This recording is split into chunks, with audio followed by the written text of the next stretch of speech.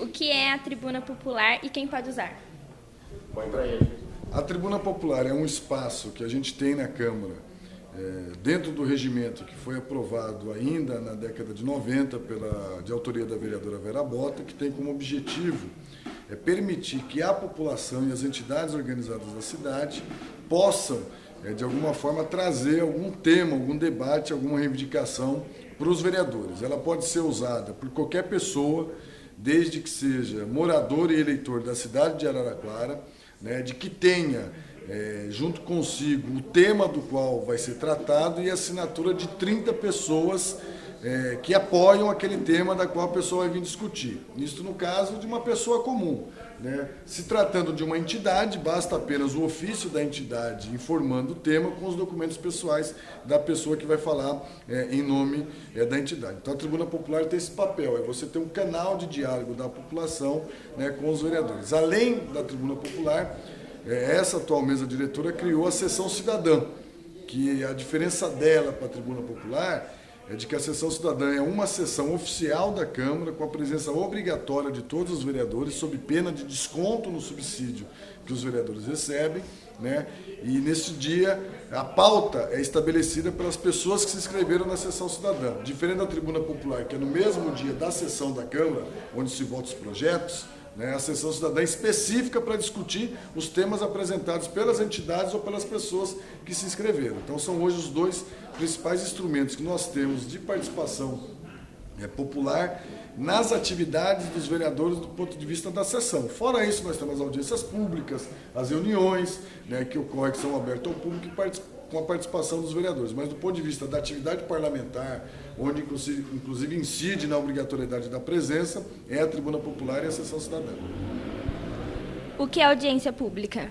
Então, a audiência pública é uma reunião promovida pela Câmara Municipal para discutir temas ligados a problemas da cidade, onde os vereadores convidam as entidades que têm necessariamente interesse naquele tema que vai ser discutido, convidam os secretários ligados ao tema que vai ser discutido, quando vinculados à questão da Prefeitura Municipal. É aberta a participação de toda a população, e as pessoas aproveitam a audiência pública para, naquele tema específico, tecer suas opiniões, seus comentários, dar encaminhamentos, dizer qual o caminho que deveria ser tomado a partir daquela matéria que está sendo discutida na audiência pública.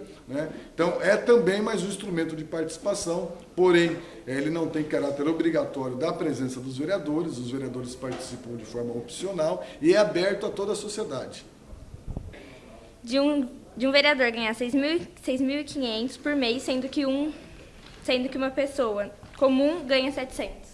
Então, veja, o subsídio do vereador tem que ficar claro que é uma renda para ele poder viabilizar o exercício do mandato. O vereador ele tem que ter tempo integral de atividade parlamentar. A atividade parlamentar dele não se resume aos dias de sessão. E todos nós exigimos que os vereadores e que os políticos tenham qualificação. Para você ser parlamentar e para você ter qualificação, significa que você tem que eleger pessoas que tenham qualificação de fato, que tenham estudado, que tenham se preparado, que tenham conhecimento do que vai fazer.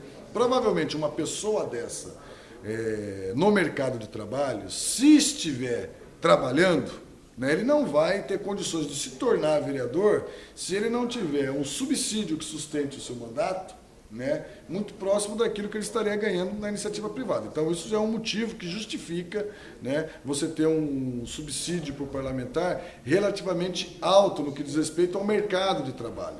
Porque a diferença é que a comparação nivela por baixo. Você nivela o subsídio do vereador com o salário mínimo de um trabalhador comum.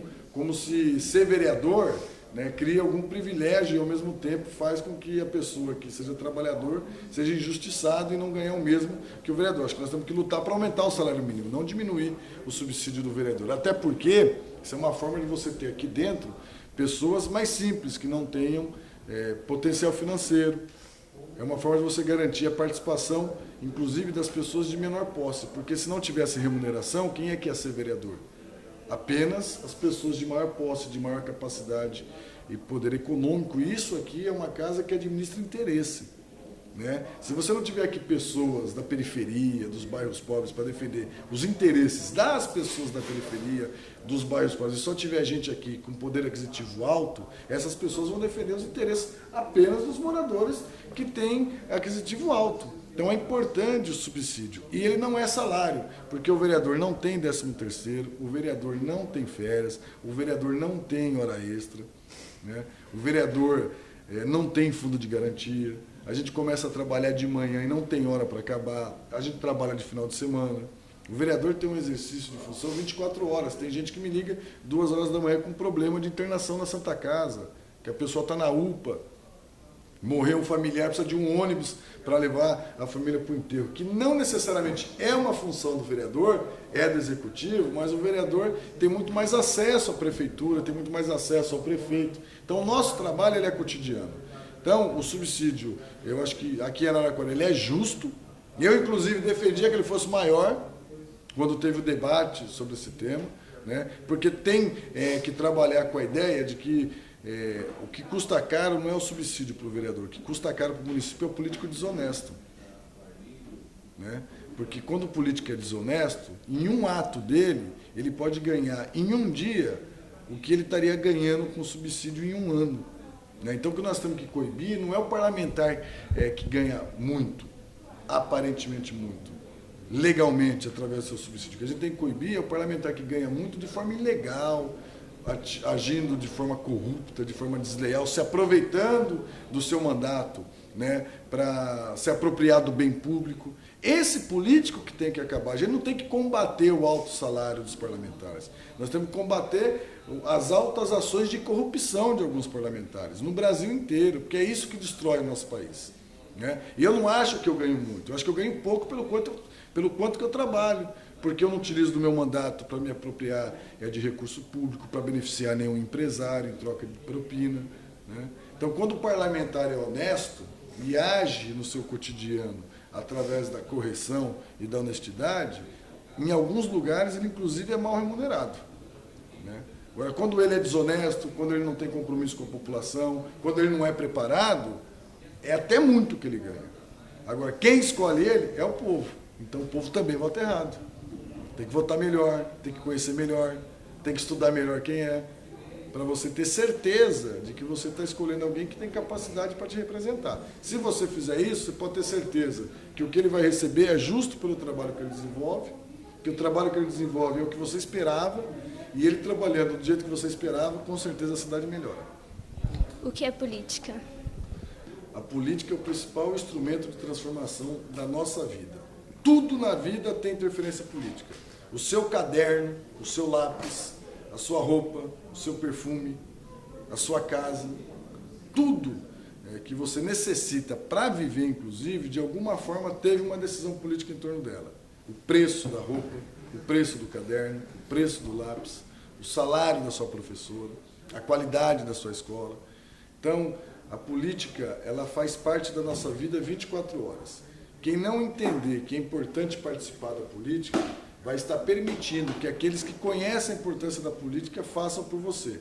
E aí, quanto mais pessoas do mal na política, né, mais ações ruins para as pessoas ocorrem. Quanto mais pessoas do bem entenderem a importância da política, mais possibilidade de coisas boas a gente tem para as pessoas no geral, né? Então a política é o grande principal instrumento de transformação da humanidade, e não é da nossa cidade, é do mundo, né? Em todos os lugares do mundo, né, os instrumentos de transformação passam pela política, né? Então, por isso que eu sou um defensor árduo da participação política. Quem participa da política tem muito mais condições de ajudar a transformar a sociedade, a sua cidade, o seu estado e o seu país. Por que você quis entrar na política? Quem te incentivou? Então, meus pais, né, meu pai e minha mãe, eles sempre foram lutadores no bairro onde eles viviam, participavam de associação de moradores, onde a gente foi criado não tinha água, não tinha esgoto, não tinha asfalto. Eu fui criado e cresci num bairro muito pobre da periferia de São Paulo, com alto índice de criminalidade. E os meus pais eram líderes comunitários nesse bairro, né, de reivindicar na Câmara de São Paulo, na Prefeitura, asfalto, esgoto, iluminação, porque nada disso existia quando eu era adolescente, onde eu nasci, né? E aí, vendo o trabalho dos meus pais, acompanhando o trabalho dos meus pais, eu comecei a me interessar em participar mais ativamente disso, né? Comecei a acompanhar eles nas reuniões, depois meus pais ajudaram a organizar o Partido dos Trabalhadores, que era o partido que eu fiz parte durante muitos anos da minha vida, e aí comecei a militar e não saí mais. E o que você acha das manifestações que estão tendo? Muito legais, extremamente importantes. Eu acho que é um novo momento no país. Agora elas precisam entender de que elas só vão conseguir chegar no objetivo se elas não renegarem a política. O fato de você ter maus políticos não significa que você não possa ter a política. Você tem que trocar os maus políticos, mudar aquilo que está errado, aumentar o nível de controle, de fiscalização e de participação das pessoas para você garantir as conquistas daquilo que as pessoas que foram para as ruas pediram. Todos aqueles que foram para as ruas, que utilizaram do livre direito democrático de se manifestar, de cobrar, de exigir mudanças, sem a utilização da violência, sem a utilização da agressão física, o fizeram e tem que fazer sempre, né? Agora, eles precisam condenar aqueles que se aproveitam, inclusive, né, das boas intenções para depedrar, para agredir, para destruir patrimônio público e privado, porque cada patrimônio que você destrói é um pouquinho a mais de dinheiro que você tira do seu próprio bolso. Porque quem é que vai construir aquele prédio público que você apredejou? É a prefeitura. Da onde vem o dinheiro da prefeitura? Do pagamento dos impostos. Quem é que paga os impostos? Os cidadãos. Então chega a ser um contrassenso, né? Você sai à rua para reivindicar mais saúde, e para ter mais saúde você precisa de dinheiro. Só que você quebra as coisas que são suas, fazendo a prefeitura gastar mais dinheiro onde não devia, porque você quebrou, ao invés de investir na saúde. Então, as manifestações elas são fundamentais. Nenhum país do mundo mudou sem o povo nas ruas. Nenhum país do mundo. Os países de primeiro mundo, se você pegar a história dos países da Europa, né, que hoje são considerados países do primeiro mundo, Suécia, Alemanha, enfim, sem exceção, todos eles se transformaram no que são porque os povos saíram na rua para exigir. A mobilização popular foi responsável pelas mudanças. E não vai ser diferente no Brasil. A gente não muda as coisas sem mobilização, mas precisamos ter responsabilidade, precisamos fazer isso dentro do respeito às pessoas, às diferenças e aquilo que a democracia estabelece, dentro das regras. Não dá para a gente achar que nós podemos quebrar a regra.